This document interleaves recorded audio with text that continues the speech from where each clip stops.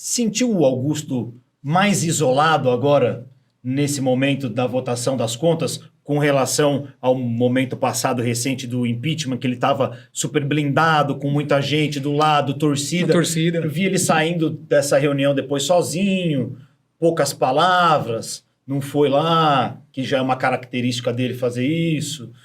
Mudou um pouco o cenário para ele? Eu penso As pichações agora, verdade. Né, recentes. Eu penso que esse movimento ele vem acontecendo desde o depoimento, na verdade. A virada? Porque é uma sucessão de situações ali que são muito difíceis de explicar, né? de defender.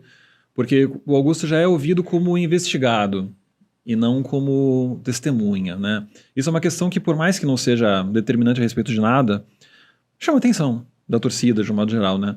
E daí vem o parecer, vem o balanço, a questão dos 700 milhões, que ele tenta colocar uma parte para outra gestão, e não, enfim, fica um debate sobre isso. Contas rejeitadas. E num contexto de contas rejeitadas, de uma votação muito expressiva, né?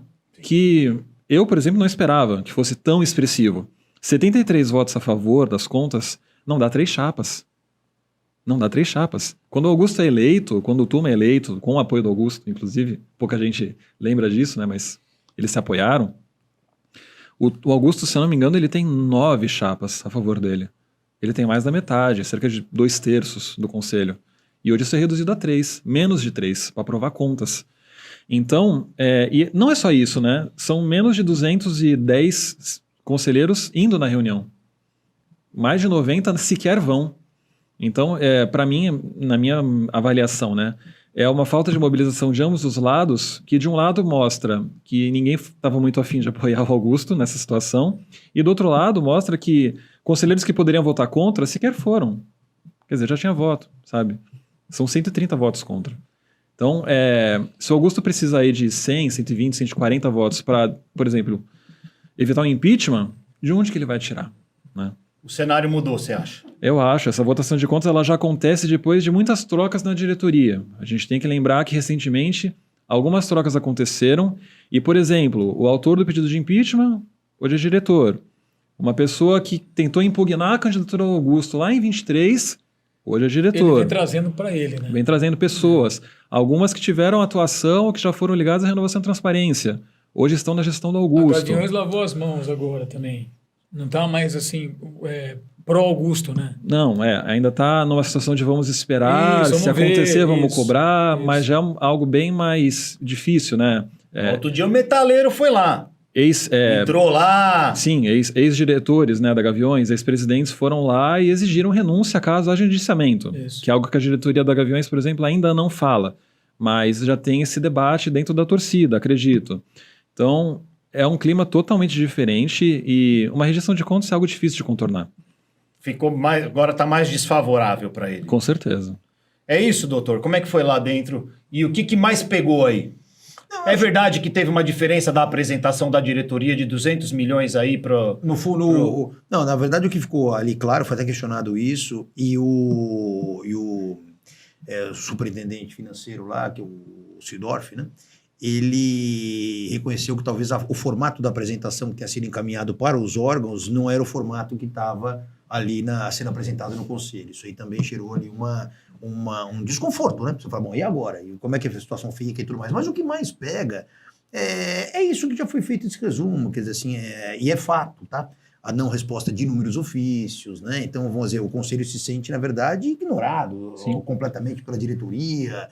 E isso não acontece uma vez, 2, 3, quer dizer, diversas comissões. A gente na Comissão de Justiça, às vezes, agora estamos até fazendo um trabalho de verificar todos os ofícios que foram já expedidos e que não tiveram resposta, para a gente poder consolidar tudo num ofício só e encaminhar para o presidente Romeu Tuma, que o presidente Romeu Tuma encaminhe, por sua vez, para a diretoria, para que a diretoria, de uma forma definitiva, responda aqueles questionamentos todos e daí por diante. O que está faltando aí? São vários, né? São vários. Por exemplo, do Core tem um monte. O Core listou aqui no Ano Parecer. Por exemplo, vou dar um exemplo. Uma das coisas que ficou complicada para poder justificar, por quê? Porque não vem a documentação não aparece para poder embasar aquilo. Gastos com cartão de crédito, por exemplo. Então, de acordo com o relatório, nós temos um gasto de cartão de crédito que chega a 4,8 milhões. Então o Core falou, explica. Então, o que é isso aqui? Onde foi gasto isso e tal? Não chega a nenhum tipo de explicação. Aí outros ofícios são pedidos? Não. Aí os balancetes mensais que não são publicados. Então, uma série de fatores acabou pesando e que ficou difícil sustentar o contrário, né? Então, lá nós temos a divisão entre os conselheiros vitalícios e os trienais, né? E a reprovação ganhou tanto nos vitalícios quanto nos trienais. Tem uma questão que o Core aponta que ela consegue ilustrar muito bem como essa falta de transparência, pelo menos para mim, né? Ela prejudica o clube. Não é uma questão de gestão, é uma questão de prejudicar o clube. O Core ele aponta, por exemplo, e o Conselho Fiscal já tinha colocado, que o clube ano passado não fez a atualização do orçamento no meio do ano. Por que isso é importante? Porque quando você inicia o ano, você tem uma projeção de gastos, de receitas. Vou chegar em tal lugar no campeonato, vou vender... Vai pagar tanto. Isso, exatamente. Se você não faz atualização no meio do ano, você chega no final do ano com uma base de comparação de janeiro. Só que os gastos eles podem se descontrolando ao longo do ano. E se você não atualiza o orçamento, você não consegue registrar esse descontrole. E você não consegue medir ele. Você chega em junho, por exemplo, aqui eu já gastei 50 milhões a mais com o pessoal do que eu deveria. Vou atualizar, porque daí eu vou ter que vender 50 milhões a mais de jogador, por exemplo. Isso. E daí qual é o resultado disso? O clube previa ano passado vender 174 milhões de reais em atletas, direitos federativos. Ele vende 338 milhões, quase o dobro. E mesmo assim, teve um déficit de 181 milhões, porque os gastos aumentaram descontroladamente. E não teve como detectar isso, porque não tem balancete, não tem atualização de orçamento. Ninguém fica sabendo. Chega em dezembro só e, surpresa, os gastos aumentaram demais. Ai, velho. E aí é claro que o Core vai chegar e falar, como isso, né? Como isso? Vocês não conseguiram prever essa situação? Prejudica o clube. Não é uma questão de transparência, de o Augusto tem que prestar contas ao conselho. É o clube. É o clube.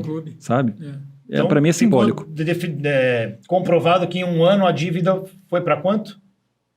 De acordo com o relatório do Core, o passivo do clube, aí falando de passivo, teria aumentado em 820 milhões, alguma coisa nesse sentido. De acordo com o Core, relatório que foi apresentado, talvez até pela ausência de documentação e daí por diante e tal. Mas o relatório aponta um aumento do passivo de 820 milhões. E isso comparado às outras gestões é muito diferente, Dani?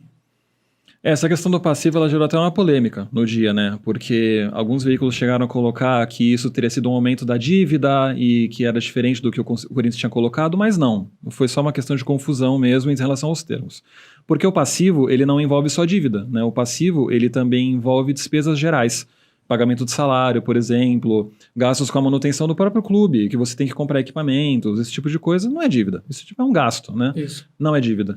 Mas é um aumento expressivo na medida em que... Como é que eu posso colocar?